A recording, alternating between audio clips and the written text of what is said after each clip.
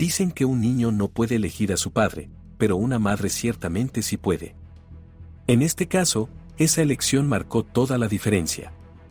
Jesse M. Faten, un hombre con un pasado ilustre y una serie de crímenes graves, tuvo la oportunidad de convertirse en una figura paterna para 3 adolescentes. Sin embargo, el día que debía presentarse en la corte, no apareció. En su lugar, la policía hizo un descubrimiento horrible en su casa: 7 cuerpos, todos con disparos en la cabeza, incluidas 2 víctimas de abuso físico. La gran pregunta es, ¿cómo pudo suceder esta tragedia? Al final de este video, tú decidirás por ti mismo. Prepárate porque este es un caso que no olvidarás. Antes de profundizar en los detalles del caso, ofrezco una oración por las almas de las víctimas que soportaron un sufrimiento inimaginable en esta horrible tragedia. Todo comenzó hace aproximadamente un año en Henrietta, Oklahoma, con Holly McFadden, una impresionante madre de 35 años de 3 adolescentes, 2 hijas, Tiffany Gass, de 13 años, y Riley Allen, de 17, así como un hijo de 15 años, Michael Meo. Los niños tenían diferentes padres biológicos, pero todos veían al padre de Tiffany, Joe, como su padre. Joe no era solo una figura en sus vidas, era su roca. Holly y Joe habían estado casados durante 13 años antes de divorciarse, pero incluso después de que terminó el matrimonio, el amor de Joe por los niños nunca flaqueó. Él había estado en la vida de Riley desde que ella tenía solo un año, y cuidaba de todos los niños como si fueran suyos, incluso deseando adoptar a Michael y Riley. Pero todo cambió el 26 de mayo de 2022, cuando Holly se volvió a casar. Se casó con Jesse McFadden y, trágicamente, aquí es donde su historia tomó un giro oscuro e inesperado. Desde fuera, su vida parecía un cuento de hadas, un matrimonio feliz y una familia mezclada que parecía llevarse perfectamente. Pero nadie podría haber anticipado la horrible verdad sobre Jesse que saldría a la luz solo un año después de su matrimonio. En este punto, no está claro si Holly era consciente del pasado de Jesse antes de su matrimonio, pero lo que sí sabemos es que su madre se enteró de la perturbadora historia de Jesse meses antes de la tragedia. Exploraremos esos detalles pronto. En cuanto a Jesse McFadden, nació en Kansas y abandonó la escuela después del 9º grado. Vivía en MC Alester cuando tuvo sus primeros problemas legales por posesión de cerveza siendo menor de edad. En 2002, admitió haber robado más de $80,000 a su abuelo y se declaró culpable de un cargo de delito grave por gran robo. El año siguiente, Jesse fue atrapado 2 veces por conducir con una licencia suspendida. En ese mismo año, enfrentó cargos y fue arrestado por atacar a una chica de 17 años a punta de cuchillo, impulsado por motivos perturbadores. Fue condenado por este crimen y sentenciado a 20 años de prisión. Mientras estaba encarcelado, Jesse tuvo su primer incidente relacionado con un teléfono celular en 2013, cuando una mujer reportó que le había estado enviando mensajes inapropiados durante 3 meses. En 2016, Jesse fue sorprendido nuevamente con un teléfono celular. Cuando la policía confiscó el dispositivo, se encontraron con conversaciones, videos e imágenes inapropiadas de una chica de 16 años llamada Caitlin. Fue el abuelo de Caitlin quien alertó a las autoridades penitenciarias sobre sus interacciones. Según una declaración jurada de un investigador del Departamento de Correcciones, Jesse fue acusado de enviar contenido inapropiado a Caitlin y de participar en comportamientos manipulativos. A pesar de que se requería que cumpliera el 85% de su sentencia, el tiempo de Jesse en prisión estuvo marcado por evaluaciones destacadas en trabajo y educación, lo que inicialmente lo hizo elegible para la liberación anticipada. Sin embargo, el incidente relacionado con el teléfono celular de contrabando llevó a una pérdida temporal de ese privilegio. Finalmente, fue liberado en octubre de 2020. Esto plantea una pregunta desconcertante: ¿cómo logró alguien con un pasado tan problemático obtener la liberación anticipada cuando continuó con los mismos comportamientos que lo llevaron a prisión en primer lugar? Es desconcertante porque no fue mantenido en la cárcel hasta su juicio, especialmente dado que ser sorprendido con un teléfono celular debería haber obstaculizado su liberación anticipada. Después de su liberación, se le exigió a Jesse que se registrara en la oficina del sheriff cada 90 días, pero no cumplió con las reglas. Típicamente, a individuos como él se les prohíbe estar cerca de lugares donde se reúnen niños, como escuelas y eventos deportivos. Sin embargo, él ignoró completamente estas regulaciones. Recuerda, mencionamos que Jassy fue acusado nuevamente después de enviar mensajes inapropiados a Caitlyn. El juicio para ese caso se retrasó varios años, lo que permitió a Jassy casarse y asumir el rol de padrastro de los 3 hijos de Holly. No fue hasta el 1 de mayo de 2023 que finalmente comenzó el juicio. Jassy planeaba argumentar en la corte que solo estaba comunicándose con una amiga de 20 años de la chica de 16 años, y no con Caitlyn misma. Inicialmente, Joe y Holly tenían una regla estricta: cualquier persona que estuviera cerca de sus hijos debía pasar una verificación de antecedentes. Holly le aseguró a Joe que la verificación de antecedentes de Jassy estaba limpia antes del juicio programado para el 1 de mayo. Ahora, sigue siendo un misterio si Holly no se dio cuenta del comportamiento sospechoso de Jassy o simplemente decidió ignorarlo. Mientras tanto, a medida que esperaban el juicio, una serie de trágicos eventos comenzaron a desarrollarse. En el último fin de semana de abril de 2023, Addie Webster y Brittany Brewer fueron invitadas a pasar tiempo en la casa de Tiffany, donde también se quedaba Jassy McFadden. El fin de semana estaba destinado a estar lleno de diversión y actividades típicas de adolescentes.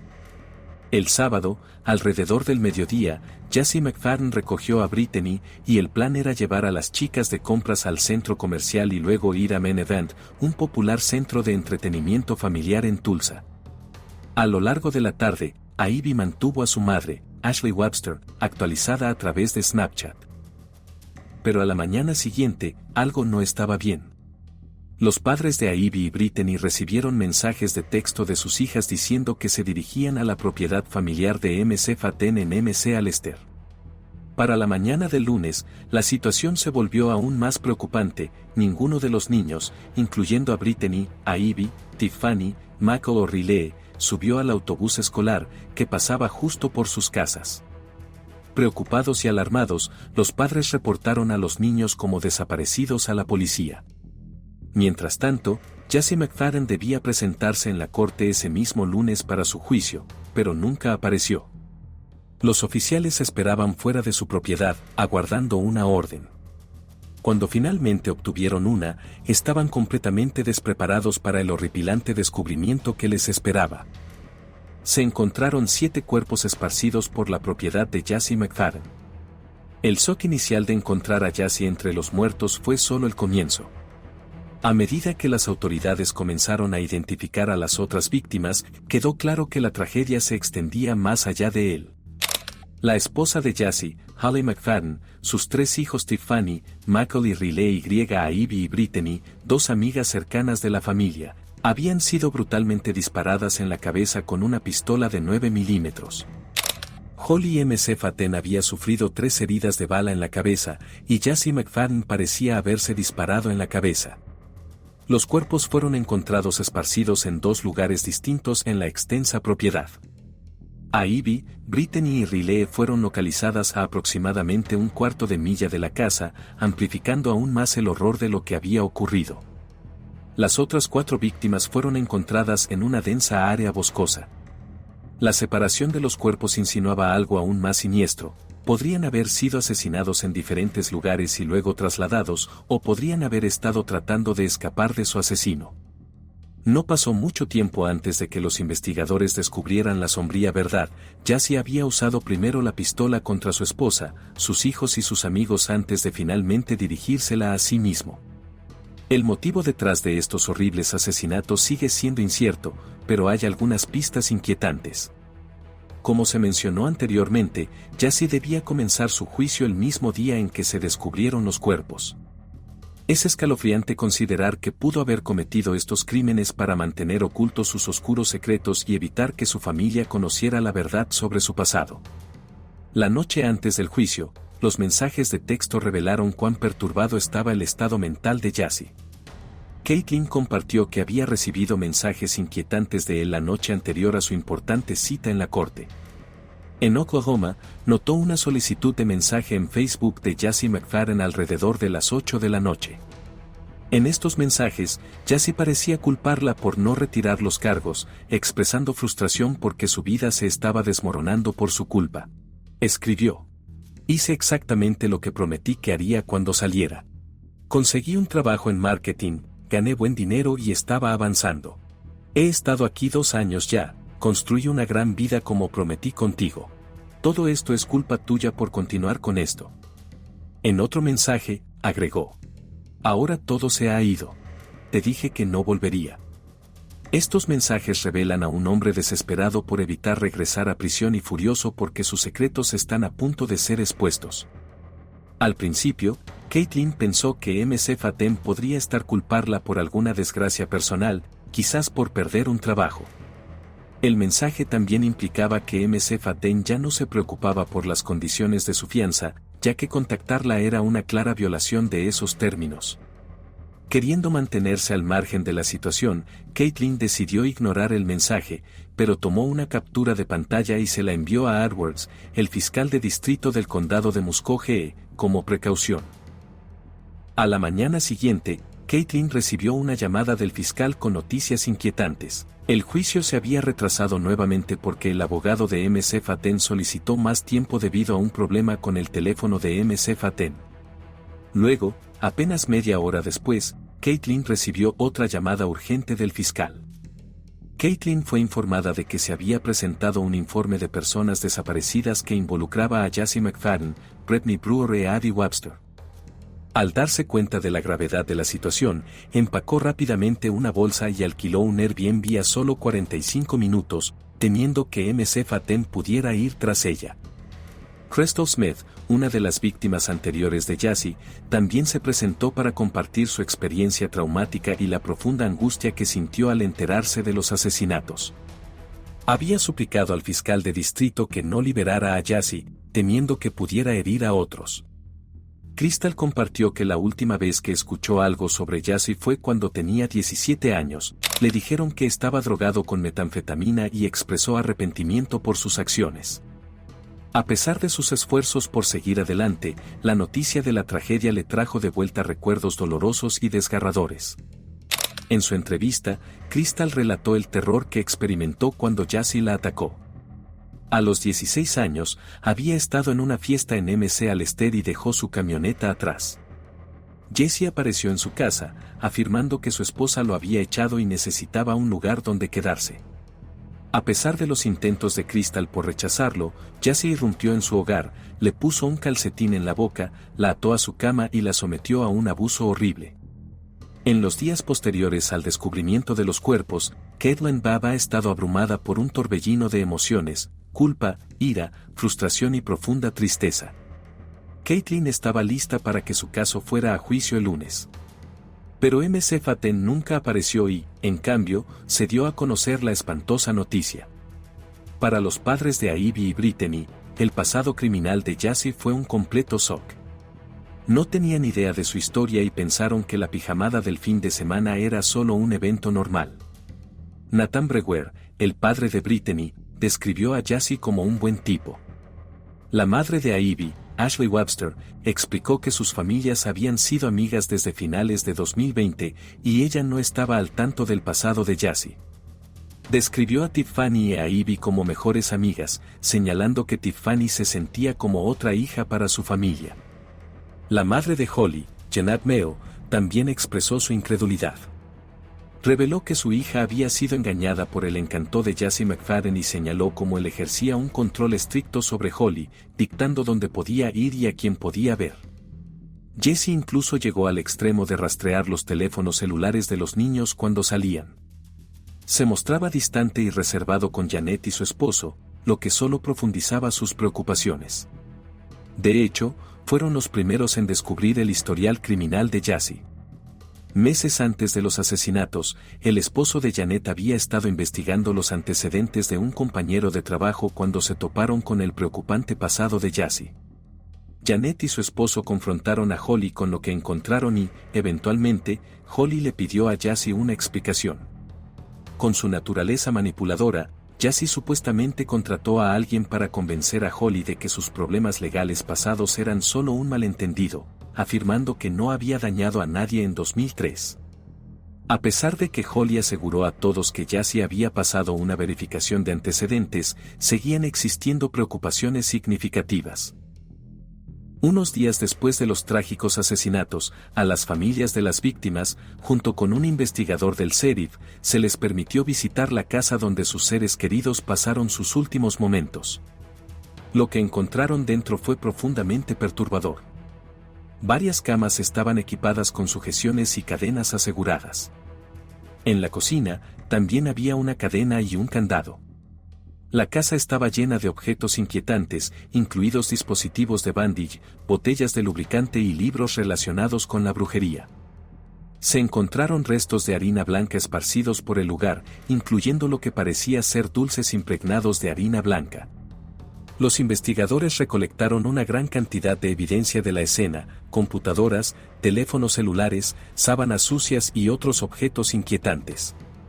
Entre la evidencia, una familia encontró el teléfono de su hija junto con otros dispositivos, incluyendo múltiples computadoras y laptops. También descubrieron una toallita húmeda ensangrentada, 5 teléfonos adicionales y aún más artículos perturbadores escondidos en un armario.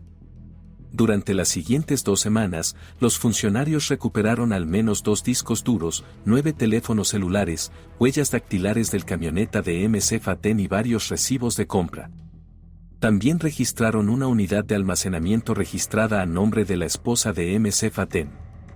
Sorprendentemente, cuando las familias contactaron a la policía para informar lo que habían encontrado, se les dijo que abandonaran la propiedad. Poco después, apareció un cuaderno lleno de nombres, incluyendo a las 6 personas que Jassy había asesinado. Dada la inquietante evidencia encontrada en la casa, muchos se preguntan si Holly tenía conocimiento de las retorcidas acciones de Jassy. El estado de la casa era espantoso, una clara indicación de que algo terrible había estado sucediendo durante mucho tiempo. Es asombroso cómo toda esta evidencia fue pasada por alto, posiblemente debido a pura negligencia por parte de las fuerzas del orden. Permitir que las familias entraran en la escena del crimen antes de que fuera completamente procesada es simplemente increíble.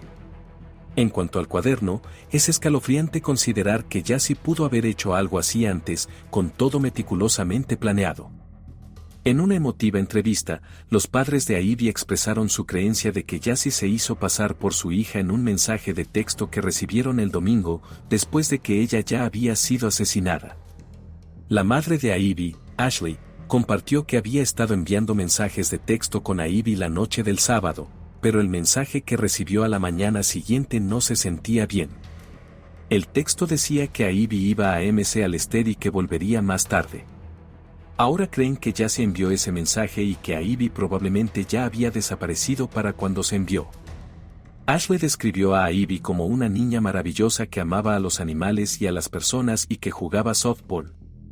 Ivy era conocida por su gran corazón y su cuidado por todos a su alrededor, pero sobre todo, era la mejor amiga de Ashley. Siempre fue considerada en sus mensajes, escribiendo antes y después de la mayoría de los eventos, sin olvidar decir te quiero. Así que cuando Ivy envió un mensaje sobre ir a nadar a MC Alester, algo en la redacción le pareció extraño.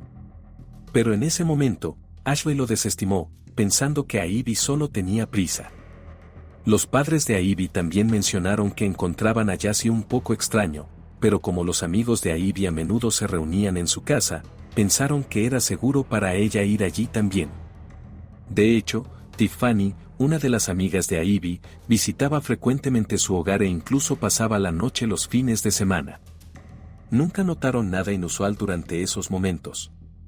Jesse había engañado a todos, haciéndoles creer que era un gran tipo, un esposo amoroso y una figura paterna preocupada. El padre de Britney, Nathan, luchaba por contener las lágrimas mientras hablaba de su hija, su personalidad extrovertida y sus sueños de convertirse en maestra o veterinaria. Britney también había sido seleccionada como Miss Julio en un concurso local, parte del certamen Miss Nacional en Tulsa. Tanto ella como sus seres queridos estaban emocionados por ello, y su padre está destrozado porque nunca podrá experimentar eso ni ningún otro hito futuro. En una emotiva reflexión, La madre de Holly habló sobre su hija y sus nietos, describiendo a Holly como una madre fantástica que era sobreprotectora y amaba a sus hijos más que a nada. En cuanto a Jassy, ella creía firmemente que no merecía una salida fácil, sus acciones merecían más castigo que solo un final rápido. Necesitaba enfrentarse a la verdadera justicia y sufrir por lo que había hecho. Incluso aquellos que lo conocieron en prisión han salido a la luz, arrojando luz sobre cuán retorcido era. James Fleming, quien compartió celda con MC Faten en el Centro Correccional Joseph Harp en 2015, lo caracterizó como una persona muy sexual, señalando que sus conversaciones a menudo tomaban giros inquietantes e inapropiados. Saber que dos amigos habían sido molestados antes de sus muertes ha dejado a muchos cuestionando cómo alguien como Jassy McFadden pudo pasar desapercibido, a pesar de su pasado y las numerosas señales de alerta. ¿Por qué se ignoraron estas señales y cómo falló el sistema ante tantas vidas inocentes? Bien, dejando este caso de lado, vayamos ahora al caso número 2.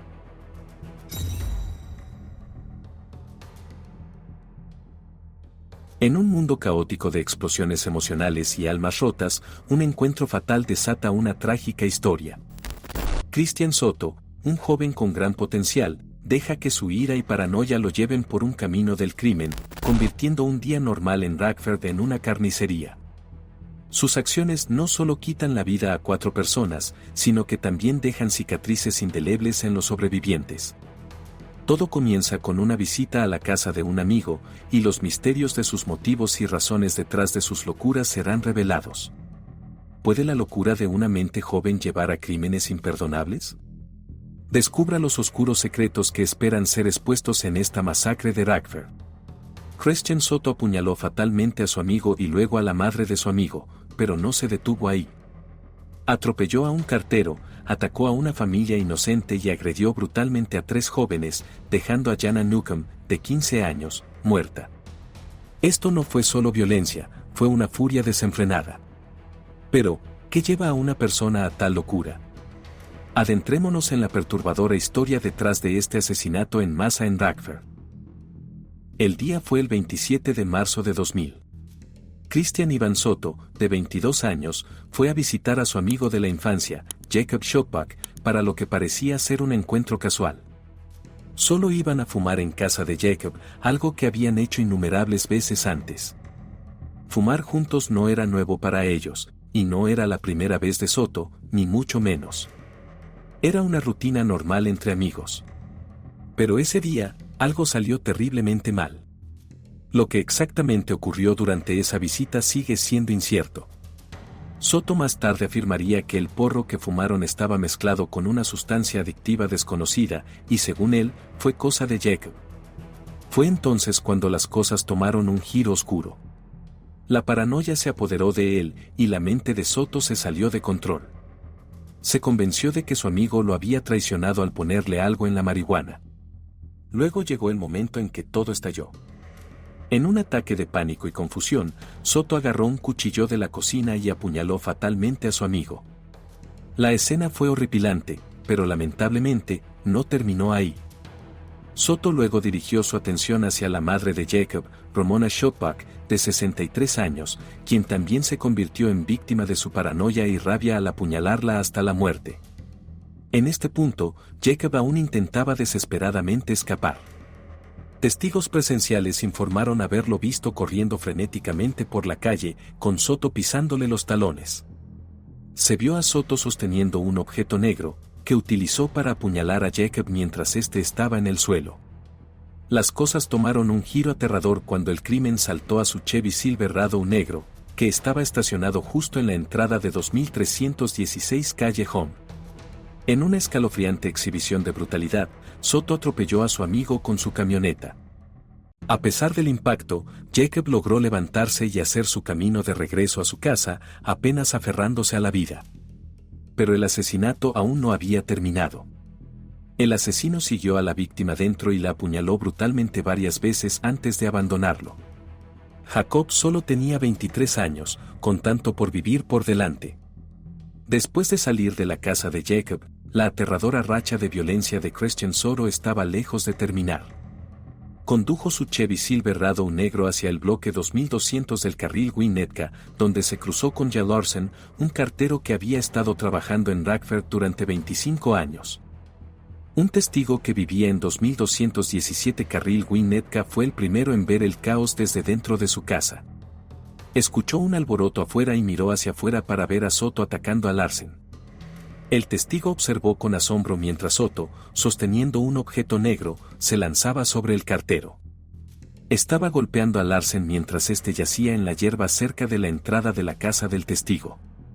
En pánico, el testigo abrió su puerta justo cuando la víctima gritaba pidiendo ayuda, suplicando que alguien llamara a la policía.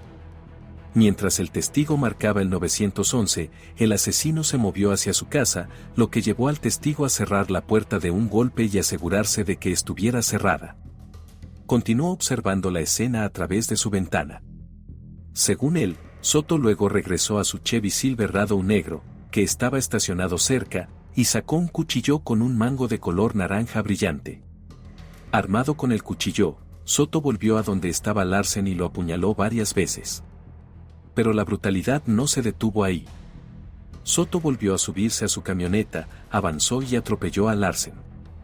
El impacto fue tan severo que chocó contra un vehículo estacionado cercano. No satisfecho, Soto dio marcha atrás y volvió a atropellar a la víctima. El testigo vio al asesino alejarse, desapareciendo entre las casas. Luego, el testigo se dirigió al departamento de policía de Radford, donde le mostraron una serie de fotos. Identificó a Soto como el agresor con confianza, confirmando que era ese hombre quien había agredido brutalmente y atropellado al cartero. A pesar de eso, Soto no detuvo su reinado de terror allí. Mientras la policía lidiaba con la escena en carril Winnetka, recibieron más llamadas al 911 sobre un nuevo ataque en 4803 Avenida Cleveland. Cuando los oficiales llegaron, fueron recibidos por Darlene, su hijo Jacob y su hija Katy. Informaron que Soto había irrumpido en su hogar armado con un cuchillo estilo katana. Darlene acababa de abrir la puerta para dejar salir a su perro cuando Soto apareció en el umbral.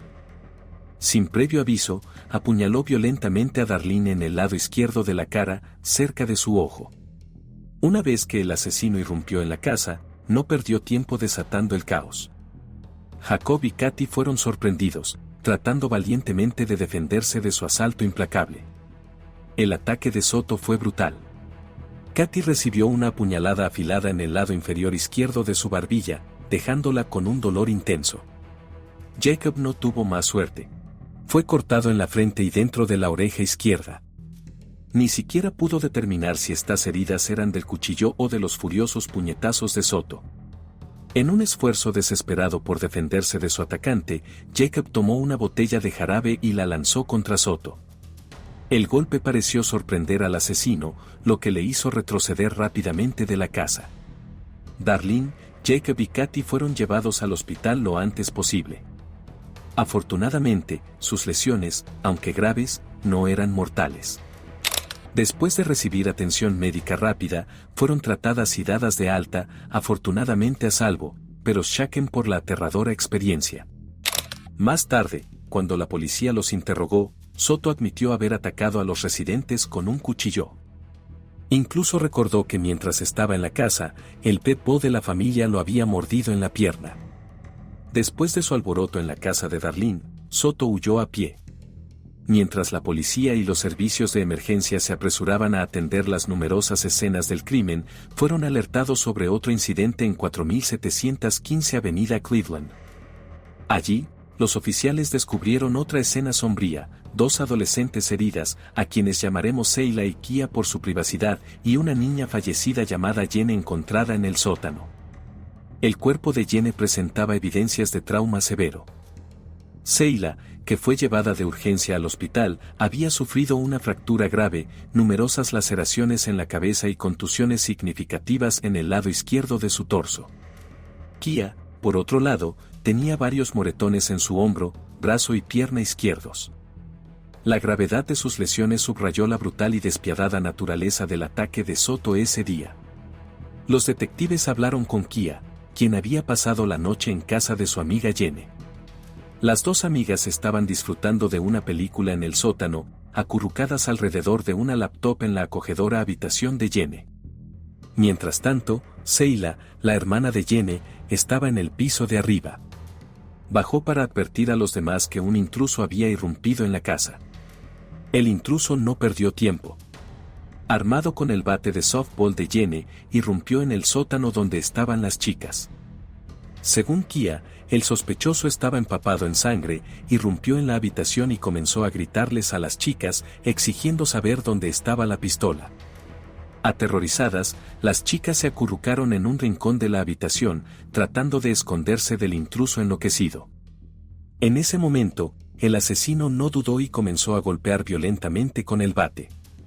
Kia, que estaba acurrucada en posición fetal en el suelo, no fue perdonada y recibió un golpe en su lado izquierdo a pesar de sus intentos de protegerse. Jenny, que también fue golpeada múltiples veces, eventualmente colapsó por los golpes.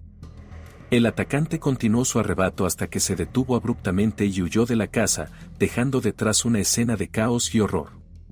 Aún en estado de shock, Kia salió corriendo y detuvo a los oficiales que habían llegado. Describió al atacante como un hombre de unos 20 años, con piel bronceada y cabello negro con un corte de tazón.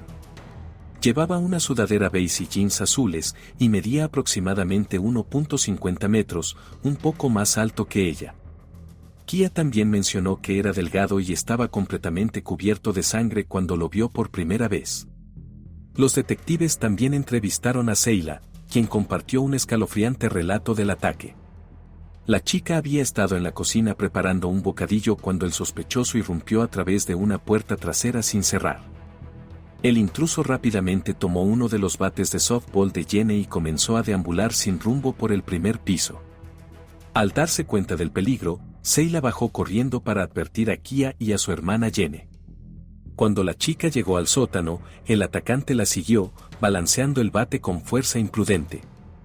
Jenny fue golpeada repetidamente y pronto perdió el conocimiento por los brutales golpes. El intruso luego declaró ominosamente que iba a buscar una pistola antes de regresar al piso de arriba.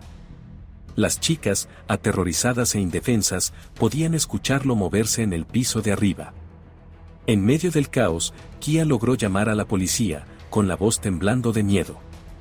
Más tarde, la madre de Sheila y Jenny se presentó valientemente con una desgarradora revelación. Compartió que Jenny había luchado para proteger a su hermana menor durante el ataque, un hecho trágico que hacía la situación aún más dolorosa. Jenny estaba a punto de cumplir 16 años este año, un momento en el que la chica debería haber estado celebrando su juventud. Después del horrible ataque en la casa de Jenny, Soto continuó su arrebato. Rompió una ventana en una casa en el bloque 4600 de calle Florence y entró en la vivienda con un cuchillo. Dentro, comenzó a atacar a una mujer. Afortunadamente, la mujer logró escapar, huyendo a pie hacia un jardín frontal ubicado en el bloque 2100 de calle Eggleston. El asesino la persiguió implacablemente, continuando su brutal asalto. En un intento desesperado por ayudar a la mujer, un hombre que conducía un jeep gris se detuvo en la escena. Trágicamente, también fue atacado por Soto y sufrió múltiples puñaladas. Fue en este momento, alrededor de la 1:35 de la tarde, que la policía finalmente logró detener al asesino. En un giro dramático de los acontecimientos, Soto, cubierto de sangre y claramente exhausto por su violenta racha, dejó caer el cuchillo justo a los pies de la mujer mientras los oficiales se acercaban a él. La gravedad de la situación era evidente, ya que tanto la mujer como el hombre que había intentado ayudarla quedaron con heridas graves. La condición de la mujer era particularmente crítica. Fue llevada de inmediato al hospital.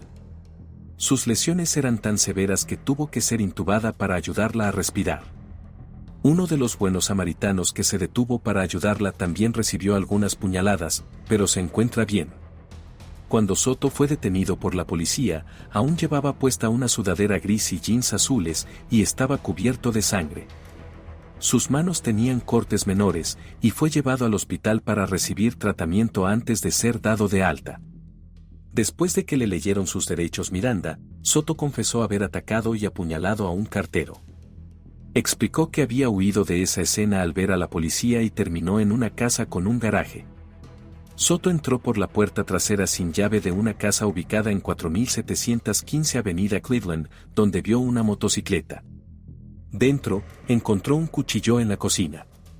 Soto recordó haber usado el cuchillo para atacar a los 3 adolescentes que encontró en el sótano. El cuchillo, cubierto de sangre, fue descubierto más tarde en la habitación de arriba. Esto forma parte de la denuncia de la ciudad contra Soto. En este punto, es evidentemente obvio que este ataque no solo es brutal, sino profundamente perturbador y trágico. 4 personas fueron asesinadas y 7 resultaron heridas. La magnitud de la violencia desatada por Soto pinta un cuadro horroroso, y es evidente que este incidente es más que un momento de caos. Es una tragedia desgarradora. Lo que agrega otra capa de inquietud es el hecho de que Soto no es un extraño a la actividad criminal. Vive en Upland Drive, una calle alarmantemente cerca de donde ocurrieron los apuñalamientos. El historial criminal de Soto, aunque no es extenso, incluye un arresto por un delito grave en 2020 por daño criminal a la propiedad en un bosque local. Además, tenía algunas infracciones de tráfico menores. Sin embargo, a pesar de estos encuentros con la ley, no había nada en su pasado que sugiriera que era capaz de una violencia tan extrema. Las autoridades quedaron sorprendidas por el repentino y extremo cambio en el comportamiento de Soto. No importa qué traumas o problemas personales pudiera haber enfrentado, nada podría justificar el caos total que trajo a otros. A pesar de la información limitada disponible en línea sobre el asesino, una publicación en Facebook ha ofrecido cierta información sobre su pasado. Vincent Cruz, un usuario de redes sociales, reveló que asistió a la escuela secundaria Rockford East con Soto y se graduó del colegio Rock Valley. En el momento de los ataques, Soto estaba empleado en una tienda de ropa llamada Hollister. En una emotiva publicación en Facebook, Cruz expresó su incredulidad y dolor, reflexionando sobre el marcado contraste entre las acciones de Soto y los recuerdos positivos de Jacob, la víctima. Este sentido de confusión y tristeza captura el costo emocional en aquellos que alguna vez conocieron a ambos individuos, destacando la trágica pérdida y las preguntas sin respuesta que quedaron tras el incidente. Ahora, ¿recuerdas cuando Soto afirmó que Jacob había puesto algo en su marihuana? Bueno, las pruebas de orina iniciales han dado negativas para cualquier sustancia. Esto significa que las pruebas no encontraron drogas ni químicos inusuales en el sistema de Jacob. Según la investigación, Soto está mentalmente apto para enfrentar juicio en adelante. Ahora enfrenta una extensa lista de cargos. Se le imputan 4 cargos de asesinato en primer grado, 7 cargos de intento de asesinato en primer grado y 2 cargos de invasión de hogar. Esta variedad de cargos refleja la gravedad de sus crímenes. Toda la gente espera que Soto reciba un castigo que corresponda al sufrimiento que infligió a sus víctimas. Si Soto es condenado, podría enfrentar hasta 60 años de prisión por cada cargo de asesinato en primer grado y intento de asesinato. Por cada cargo de invasión de hogar, podría ser sentenciado a hasta 30 años. Además, existe la posibilidad de que se agreguen cargos federales a su caso porque una de sus víctimas era un cartero.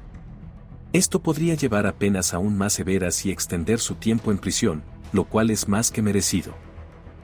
El drama en la sala del tribunal se intensificó el 2 de abril cuando Soto volvió a acaparar titulares con un sorprendente estallido durante su audiencia.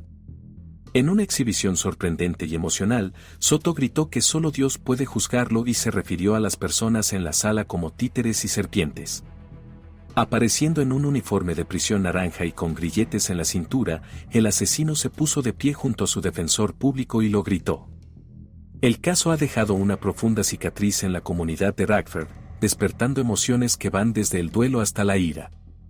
Las duras palabras del juez Scott Paganini durante el juicio son un eco de la tensión cruda que sienten aquellos que lidian con la tragedia. Llamó al sospechoso un títere del diablo y recordó a todos que solo Dios puede juzgar. En medio de la tristeza, han surgido voces que claman por sanación y unidad. El alcalde de Rockford, Tom McNamara, ha estado a la vanguardia, instando a la comunidad a unirse y apoyarse mutuamente en medio de la devastación. Compartió un mensaje de la madre de Jenny, quien quiere que la gente recuerde a su hija no solo como una víctima, sino como una protectora.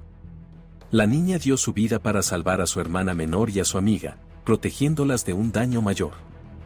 La tragedia también se llevó la vida de Jay Larson, un querido cartero que había dedicado más de 20 años a servir a la gente de Radford. Ruth Mendoza, del Servicio de Inspección Postal de Estados Unidos, reflexionó sobre el legado de Jay, señalando que él estaba haciendo lo que amaba y que su dedicación tanto a su trabajo como a su comunidad hizo que su pérdida se sintiera profundamente por todos los que lo conocieron. El dolor se extiende mucho más allá de Radford. El presidente Joe Biden, en una declaración desde la Casa Blanca, expresó su profundo pesar y ofreció oraciones por las familias de las víctimas. También elogió la valentía de la policía local por sus rápidas acciones que evitaron que se perdieran más vidas. Las palabras del presidente subrayaron la resonancia nacional de esta tragedia y la importancia de la resiliencia frente a tal oscuridad. Cabe destacar que este horror se produce justo después de otro incidente violento, cuando un joven empleado de Walmart perdió la vida en un ataque con cuchillo separado. Esta cadena de violencia en Radford, combinada con un aumento de tragedias similares en todo el país, ha dejado a muchos buscando respuestas. Es un momento marcado por el dolor y la pérdida, pero también por actos silenciosos de heroísmo y la fuerza de una comunidad decidida a sanar. Frente al dolor implacable, nos damos cuenta de que el tiempo sana, pero las heridas en nuestros corazones pueden dejar su marca para siempre. En nuestros momentos más oscuros, la luz del amor y el coraje aún existe. Mantengámonos unidos, compartamos nuestro duelo y encontremos la paz para reconstruir nuestras vidas. Comparta su opinión con nosotros antes de pasar al caso número 3.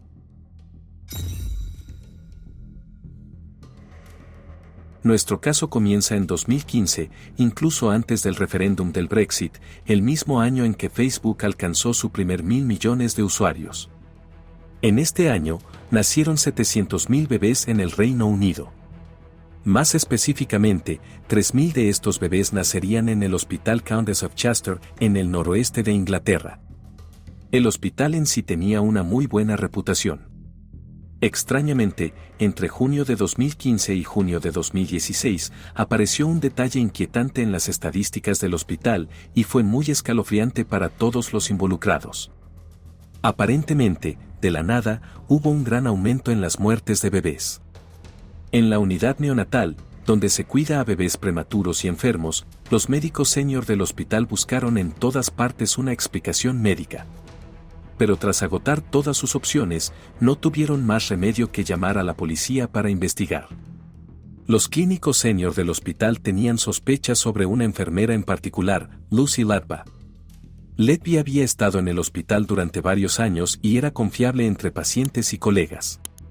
Sin embargo, quedó claro que las muertes de estos vulnerables niños ocurrían siempre que ella estaba de turno, una situación que no podía ser ignorada. Asombrosamente, al personal senior del hospital le tomó 11 meses finalmente llamar a la policía para investigar lo que podría estar sucediendo. Incluso los colegas de Letby comenzaron a sospechar que ella podría estar involucrada en algo siniestro.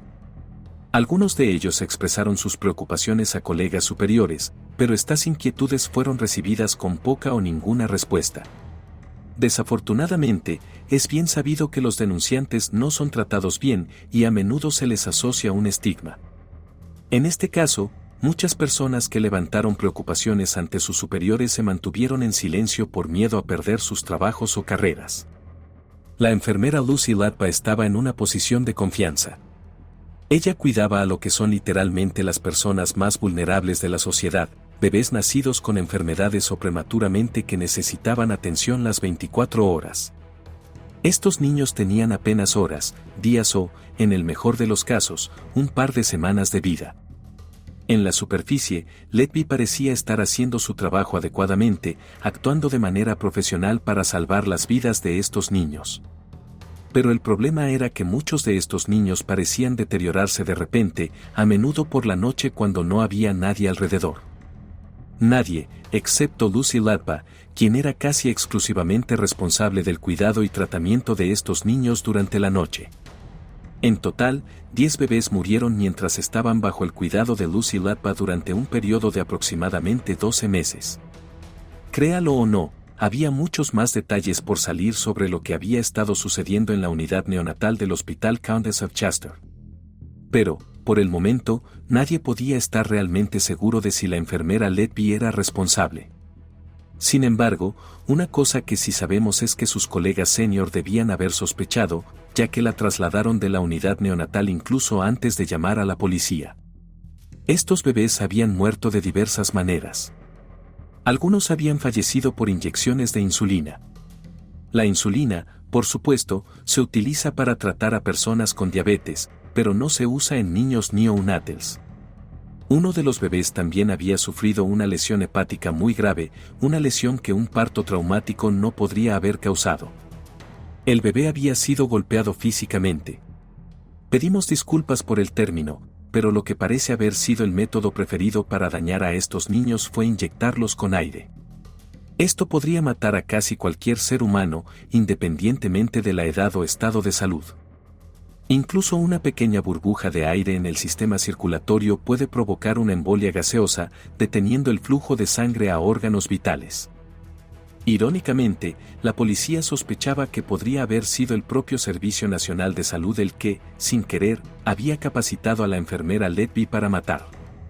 Los bebés involucrados en este caso no podían ser nombrados debido a su corta edad, por lo que simplemente fueron etiquetados como bebé A, B, C, y así sucesivamente. Notablemente, solo 2 semanas antes de la muerte del bebé A, la enfermera Letby había completado un curso sobre cómo inyectar medicamentos de manera segura en el cuerpo. El curso no solo cubría cómo inyectar medicamentos de forma segura, sino también lo que podría salir mal si no se tomaban las precauciones adecuadas, específicamente, las embolias gaseosas. Y en solo 2 semanas, en junio de 2015, comenzaron las muertes. 3 bebés habían muerto en la unidad neonatal. Uno de los casos que ha sido muy comentado es el del bebé de. El bebé de solo había sido colocado en la unidad para darle a su madre un descanso. Su parto duró 60 horas, y los médicos sospechaban que el bebé de podría haber tenido una infección porque mostraba algunas dificultades para respirar. Extrañamente, era un bebé a término, no prematuro, por lo que realmente no debería haber estado en esa unidad. Desafortunadamente, al igual que los otros niños, fue dejado bajo el cuidado de la enfermera Lucy Latba. Aparte de las dificultades respiratorias a corto plazo, el bebé de estaba en buena salud. Los médicos no estaban demasiado preocupados por la pequeña infección que podía tratarse. No había duda de que el bebé de iba a sobrevivir. Pero una noche, sus padres, que estaban durmiendo en el hospital, fueron despertados por una enfermera que estaba en un pánico ciego, muy poco profesional, por decirlo menos. La enfermera despertó a los padres y les dijo que necesitaban ir a la unidad neonatal de inmediato. Después de que la madre fue colocada en una silla de ruedas, fue rápidamente transportada a la unidad neonatal, donde un médico ya estaba intentando reanimar a la niña. A pesar de los esfuerzos vigorosos del médico para salvar a la niña, una enfermera intervino, indicando que era hora de detenerse. Tras los eventos y durante la investigación, se creyó que el bebé de había sido atacado en 3 ocasiones distintas durante esa misma noche, inyectado con aire 3 veces. Una extraña decoloración había aparecido en su abdomen, lo que desconcertó a los médicos. Dijeron que parecía una erupción o incluso un moretón, pero ninguno de los dos tenía sentido porque las marcas aparecían y desaparecían en diferentes momentos. Más tarde se descubriría que la pobre bebé de no era la única bebé que sufría de esta extraña erupción. El bebé sería un caso similar. Los padres del bebé debían dar a luz en el vecino Liverpool, pero debido a la escasez de camas, fueron transferidos, lo que llevó a posibles problemas. Los médicos anticiparon complicaciones con el parto, por lo que decidieron que sería mejor ir a Chester. La madre iba a dar a luz a 2 bebés varones. Hubo complicaciones durante el parto, pero ambos niños nacieron sanos tras realizarse una cesárea. Los niños estaban bien, y se anticipaba que pronto serían trasladados a un hospital en Liverpool. Esa noche, 3 de agosto, el padre se fue a casa a descansar, y la madre estaba durmiendo en la sala del hospital mientras sus hijos permanecían en la unidad neonatal.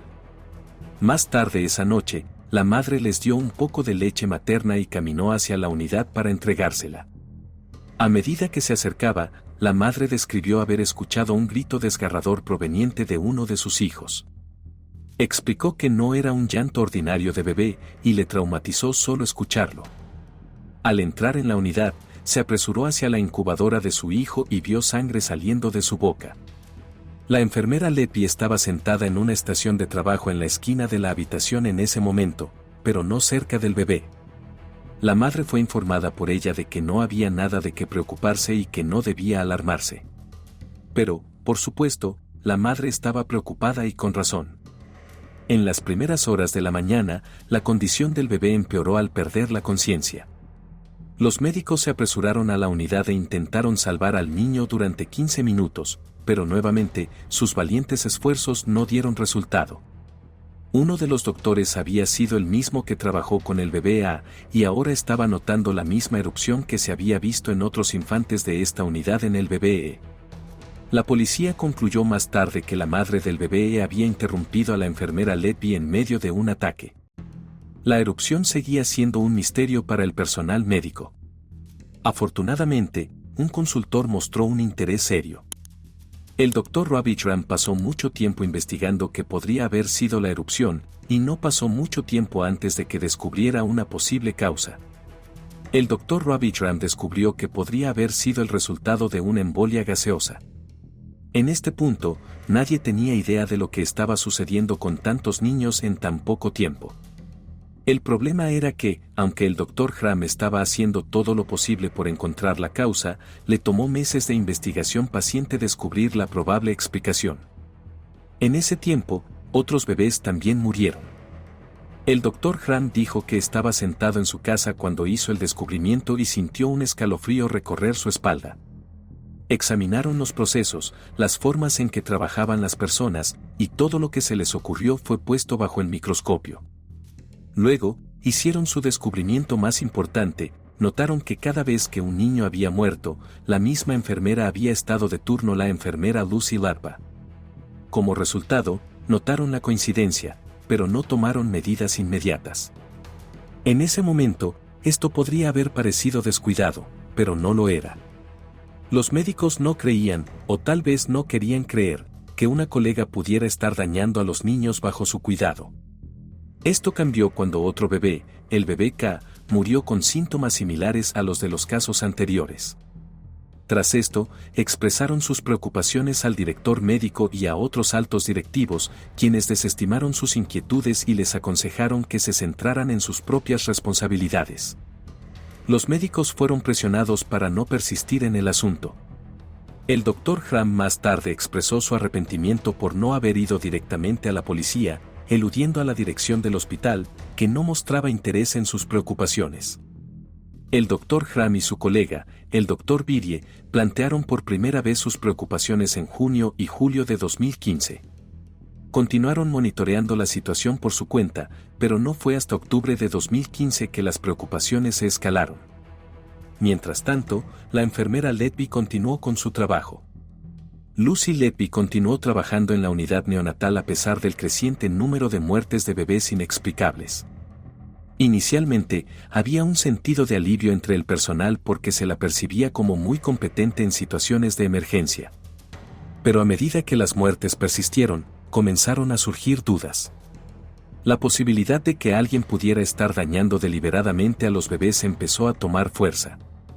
En junio de 2015, después de que 3 bebés murieran y otro colapsara, los médicos notaron la presencia de Lucy Latva en el momento de estos incidentes. La situación empeoró con la muerte de otros 2 bebés más tarde ese año y otros 4 colapsando.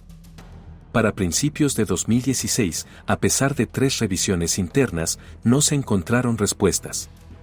No fue hasta que ocurrieron más desarrollos que el Dr. Hram se convenció cada vez más de sus sospechas. Otros 2 consultores, el Dr. Hibbs y otro que ha permanecido anónimo, al que llamaremos Dr. B, también tenían preocupaciones. La enfermera Letby acusó a estos médicos de conspirar contra ella. Les dijo a la policía y a la dirección del hospital que los 4 tenían una vendetta en su contra. Afirmó que su motivo era culparla por todos sus fracasos dentro del hospital, convirtiéndola efectivamente en un chivo expiatorio por cualquier cosa que saliera mal. Pero, por supuesto, ahora sabemos que esta excusa no tenía fundamento. Estos médicos habían pasado muchas horas investigando las posibles causas de la misteriosa erupción. Incluso dudaron en plantear sus preocupaciones al principio porque no querían creer que uno de los suyos fuera capaz de tales crímenes y crueldad. Cuando el Dr. Hram compartió sus preocupaciones con el Dr. Vidie, la reacción inicial fue de incredulidad, ya que el Dr. Vidie no podía imaginar que Lucy Latva, considerada competente y amable, pudiera estar involucrada. Sin embargo, las excusas de Lucy comenzaron a desvanecerse. Justo un día después de la muerte del bebé E, su hermano gemelo, el bebé F, cayó gravemente enfermo. El bebé F sufrió lesiones severas después de que un objeto metálico afilado fue introducido en su garganta, provocando una gran hemorragia por la boca y la nariz. Mientras los médicos y enfermeras trabajaban urgentemente para salvarlo, Lucy observaba pasivamente mientras el corazón del bebé F se detenía. El bebé F perdió un cuarto de su sangre solo durante la reanimación cardiopulmonar, RCP. Continuaron tratando de reiniciar su corazón durante 47 minutos, administrando 5 inyecciones separadas de adrenalina. El corazón volvió a latir momentáneamente alrededor de las 1 de la mañana, pero eso duró poco. Los médicos y enfermeras que atendieron esta muerte traumática no estaban al tanto de las sospechas que rodeaban a Lucy Latva en ese momento. El médico presente pensó que el bebé había muerto por causas naturales, algún tipo de infección o sangrado del estómago. Como resultado, cometió un error, aunque accidental. Aconsejó a los padres no realizar una autopsia. Mucho después, en la sala del tribunal, el médico que estuvo en la escena ofreció una emotiva disculpa pública a los padres, diciendo que los había decepcionado al no solicitar una autopsia. Uno de los casos sí tuvo una autopsia. Este fue el bebé O, uno de los trillizos nacidos en el hospital. El bebé P, uno de los otros hermanos, también había muerto en la unidad neonatal. 2 de los 3 trillizos murieron dentro de un día el uno del otro. La autopsia del bebé O mostró lesiones devastadoras en su hígado. Los trillizos y otros bebés nacidos esa semana llegaron en un momento oportuno, y Lucy Latva estaba de vacaciones en Ibiza. Pero, trágicamente para los niños, Lucy Latva regresó el día en que nacieron los trillizos, y fueron dejados bajo su cuidado. Devastados y con el corazón roto por perder a 2 de sus 3 hijos en tan poco tiempo, los padres suplicaron a los médicos que sacaran a su tercer hijo de la unidad neonatal. Inicialmente, los médicos fueron reacios. Esta renuencia demostró una falta de confianza por parte de los padres hacia el hospital y su personal, pero los padres no aceptaron un no por respuesta. El tercer trillizo fue efectivamente trasladado. Los trillizos no son muy comunes, y los trillizos idénticos son aún más raros. La diferencia es que los trillizos idénticos comparten la placenta en el útero. Solo uno de aproximadamente 200 millones de nacimientos será un trillizo idéntico. Todos habían llegado al mundo exitosamente y sin complicaciones, entonces, ¿por qué murieron 2 y uno sobrevivió? La respuesta era trágicamente simple: Lucy Latva había planeado pasar al tercer trillizo. Afortunadamente, gracias a la insistencia de los padres de que se les trasladara a otro hospital, el tercer niño sobrevivió.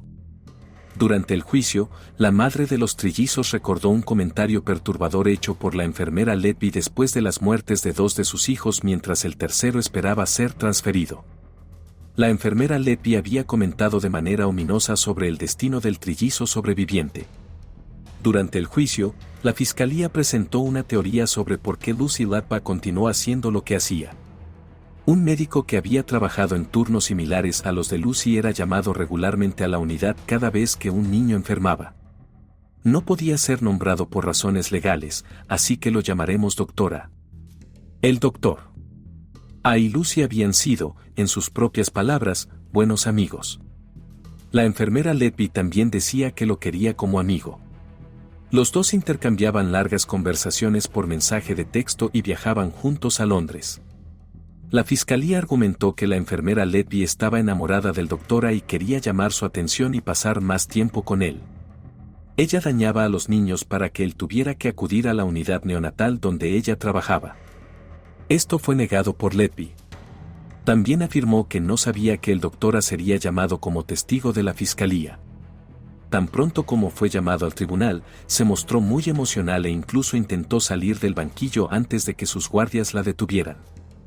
En junio de 2016, tras las muertes del bebé O y del bebé P, los médicos y otros miembros del personal del hospital ya no permanecieron en silencio. Se unieron y exigieron que se tomaran medidas, comenzando con la remoción de Lucy Latva de la unidad neonatal. Este fue considerado un punto de inflexión porque uno de los médicos que había comparecido en el tribunal dijo que era el momento en que el personal había tenido suficiente de ser ignorado por sus directivos. Finalmente, ante tal presión del personal del hospital, la dirección ya no pudo mantener su actitud laissez-faire frente a las muertes de tantos niños. Actuaron, retirando a Lucy Latva de la unidad neonatal y asignándole lo que llamaron otras tareas. Todo el personal que había trabajado en la unidad neonatal continuó haciéndolo. No había pasado mucho tiempo desde que la enfermera Letby fue retirada que las extrañas muertes de los niños cesaron. Pero, asombrosamente, a pesar de que las muertes se detuvieron, solo un mes después, los altos directivos del hospital insistieron en que se permitiera a la enfermera Letby regresar a la unidad neonatal. Los médicos y otros miembros del personal se unieron nuevamente, afirmando que esto solo debería permitirse si el hospital instalaba numerosas cámaras de CCTV en cada una de las habitaciones sin excepción. Nadie confiaba en Letby alrededor de los niños, excepto algunos directivos que no trabajaban en la primera línea y no habían visto lo que había estado sucediendo en la unidad neonatal. Afortunadamente, la enfermera Letby no fue permitida de regreso en la unidad. La policía, demasiado tarde según la opinión de muchas personas, fue llamada para llevar a cabo una investigación completa y la evidencia hablaba por sí misma. En junio de 2015, comenzaron a producirse muertes inexplicables de bebés en el Hospital Countess of Chester. Casi 3 años después, en junio de 2018, Lucy Latva fue arrestada en su casa en las primeras horas de la mañana. Durante la búsqueda, la policía descubrió una cantidad significativa de evidencia incriminatoria, incluidos notas adhesivas, cartas y una tarjeta de condolencias. Esta tarjeta, enviada por Letby a los padres de un bebé fallecido, expresaba sus condolencias y describía el cuidado que había proporcionado, destacando su supuesta empatía y dedicación. Durante una búsqueda policial en particular, encontraron la pieza de evidencia más convincente hasta ese momento, una serie de cartas escritas por Letby que parecían ser una confesión completa de sus actividades, incluso tratando de justificar sus acciones al afirmar que nunca se casaría, que estaba sola, que nunca tendría hijos ni una familia propia, y describiéndose de manera bastante precisa como malvada. La policía creía que Lucy Latva quería que encontraran las cartas. Después de todo, tuvo amplias oportunidades para destruirlas en cualquier momento. Sabía que estaba siendo investigada durante meses antes de su arresto y también tenía colegas en el hospital que, según la policía, le estaban informando sobre la investigación. Si hubiera querido ocultar cualquier posible evidencia incriminatoria, podría haberlo hecho, pero decidió no hacerlo. El juicio de Lucy Latva comenzó el 10 de octubre de 2022 en el Tribunal de Manchester. El juez Gous advirtió a los jurados que este sería un proceso largo que podría durar hasta 6 meses. Lucy Letby se declaró no culpable de 7 cargos de asesinato y 15 cargos de intento de asesinato. Tras considerar miles de piezas de evidencia y escuchar testigo tras testigo, el juicio duró en realidad 9 meses. El 10 de julio de 2023, el jurado, después de revisar toda la evidencia, fue enviado a deliberar sus veredictos. Lucy Letby fue declarada culpable de 7 asesinatos y 6 intentos de asesinato. Fue declarada no culpable de 2 intentos de asesinato, y el jurado no pudo llegar a un veredicto sobre otros 6 cargos de intento de asesinato, lo que podría provocar un nuevo juicio en el futuro. El 21 de agosto, Letby fue condenada a una pena de prisión de por vida. El juez Gous declaró específicamente que cualquier disposición para la liberación anticipada no debería aplicarse en este caso y que nunca debería ser liberada. Se negó a aparecer en el tribunal para los veredictos o la sentencia. En el Reino Unido, los delincuentes tienen derecho a no comparecer para su sentencia.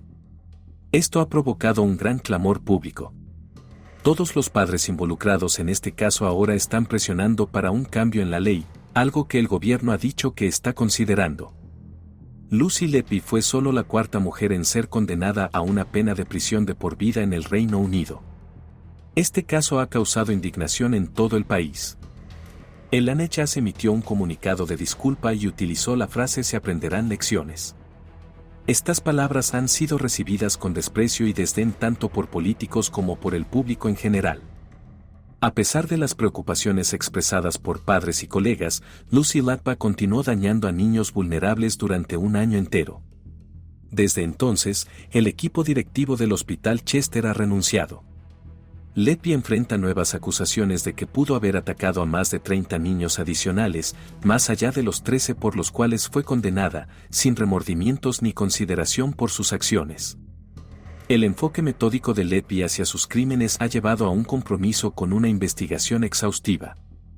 Esto incluirá la revisión de cada ingreso de bebés en la unidad neonatal durante su empleo, abarcando más de 4.000 casos en el Hospital de Mujeres de Liverpool y el Hospital de Countess of Chester. Tras la investigación policial, varias figuras clave renunciaron o se retiraron. Tony Chambers, el CEO del Countess of Chester, dejó su puesto y desde entonces ha asumido otro rol dentro del NHS. Ian Harvey, el director médico, se retiró de manera abrupta y ahora vive con una pensión sustancial.